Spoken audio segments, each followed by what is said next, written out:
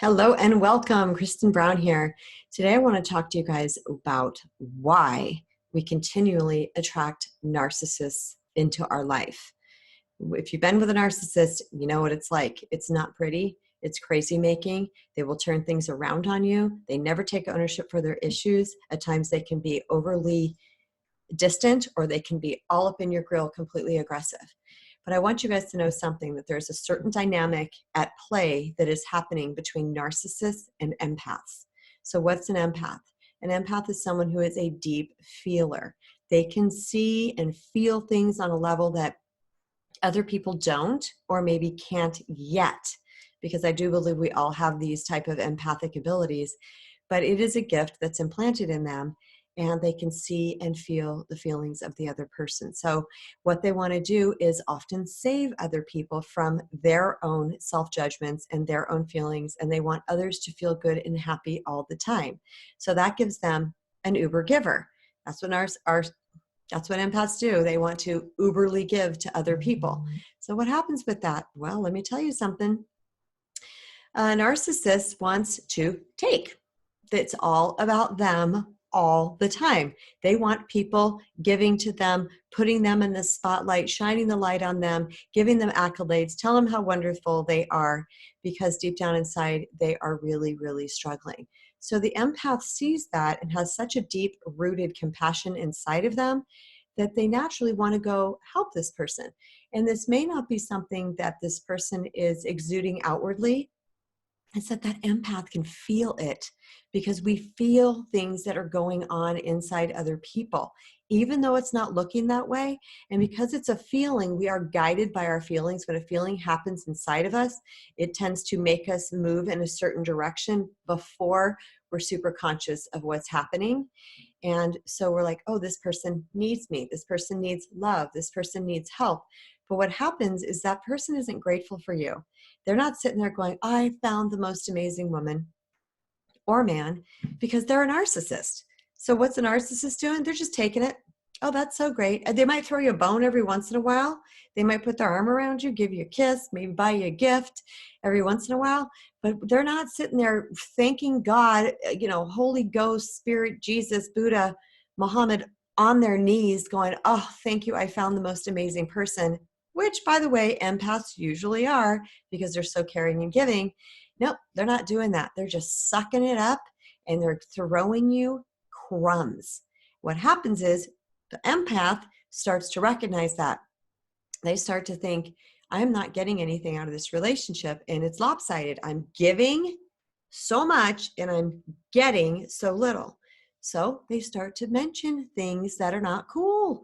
They start to say, it's not cool this, it's not cool that, or I wish you would do this. And, why do you treat me like that? And what happens? A narcissist blows, because number one, you're touching their shame and unworthiness already. You're already touching that piece of them that already feels like they're not enough, which is why they're constantly seeking for accolades and, love and attention and adoration from outside themselves, which a lot of us do.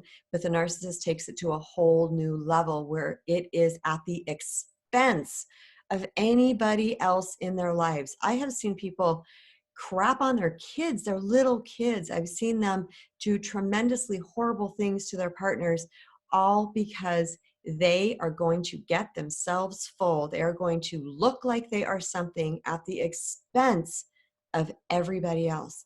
So when we start speaking up, what happens? We become trouble.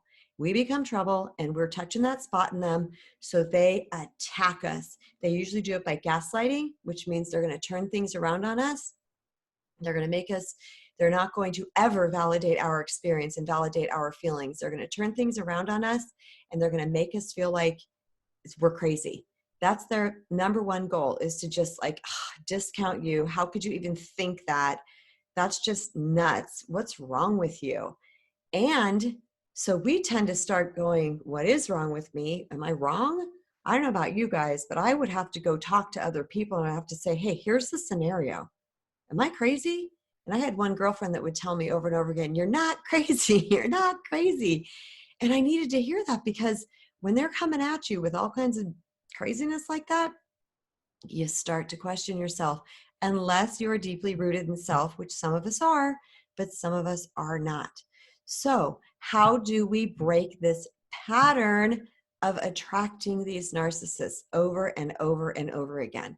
And it could be selfish people, it could be cheaters, it could be abusers, whatever it might be, people that are not whole in their own selves. I mean, a lot of us aren't whole in our own selves, so let me explain that.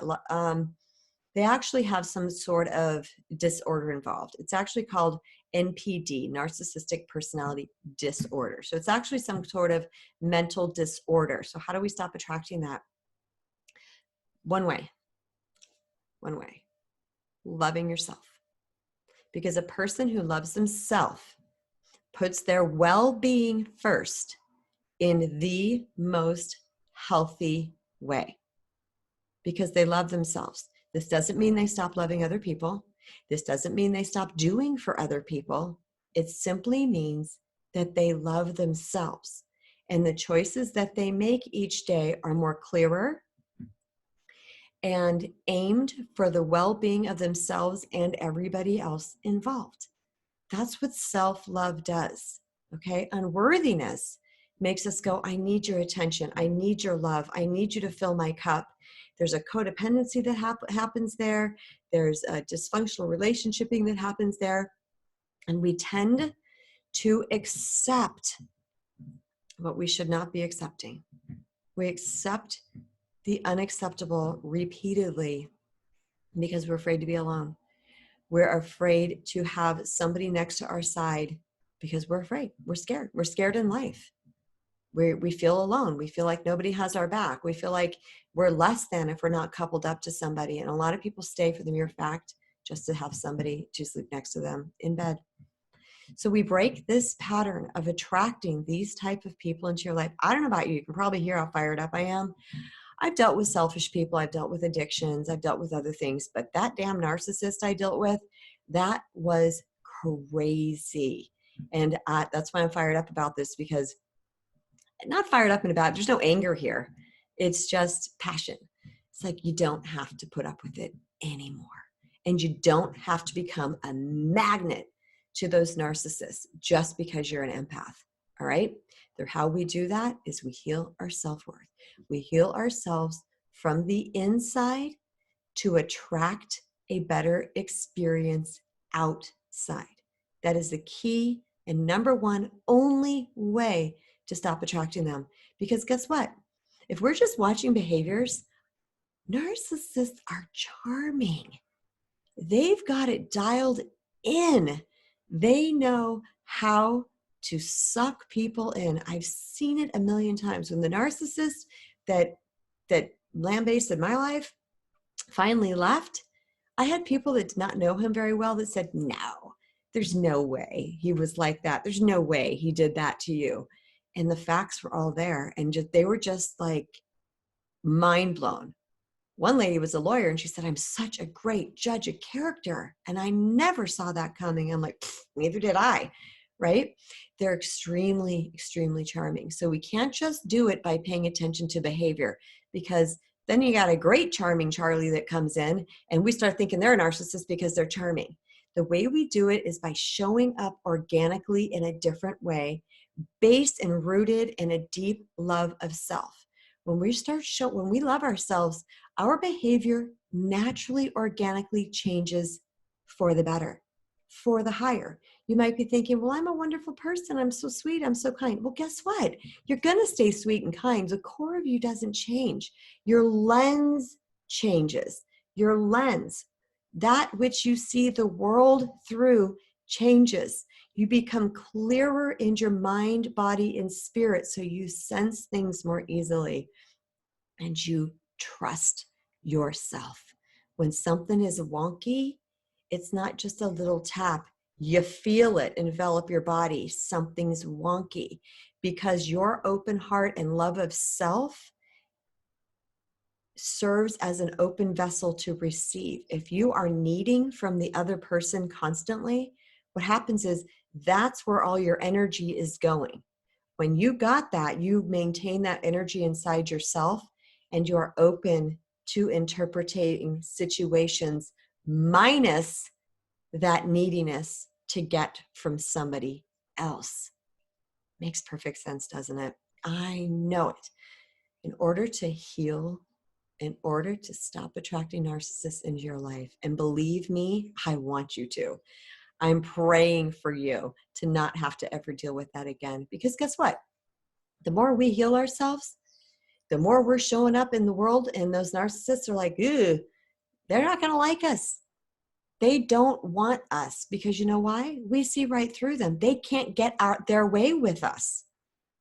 I remember when my narcissist left and then he came back into my life for a particular reason. And I said, you know what? You owe me a huge apology. And his comment was, well, we would have never have made it. We weren't good for each other. And I laughed inside because it was like, no, because you knew my soft heart, my greatness that you saw going in that you glommed onto, you underestimated my strength. You underestimated what was below the surface because I didn't put up with it. Now, I wasn't super strong in my boundaries. I wasn't great at it yet, but I challenged that narcissist. So let me tell you something. When you challenge a narcissist, even organically and kindly and softly and gently from the beginning, just by asking questions, just by seeking further when something doesn't feel right or appear right to you, by paying attention and trusting your instincts and intuition, when you start asking questions and seeking for clarity and things of that nature, that's going to turn your narcissist off. I don't care if you're a damn supermodel or you are a Greek god. You will turn that narcissist off because they will start to realize unconsciously, yeah, this person challenges me too much. I can't hide in this person's presence. And they're not going to want you. But you know what? So freaking what? You have just passed the test of repelling narcissistic personalities from your life. That's a holly frickin' luya. There's some rejection that's good rejection. And a narcissist rejecting you is actually saving you tons of pain in the future. And you do know that. All right, you guys, I hope you got a lot from this today. I'm so excited to share it with you. And be sure to subscribe and to hit the little bell so that you get notifications and share with someone you love. There's so many of us that are dealing with narcissists out there, and there is a way to get out of this pattern for good. Step outside that door, get out of that narcissist building, that narcissist magnet cycle that you are in. You are worth so much more than that. Super love you guys. Much love.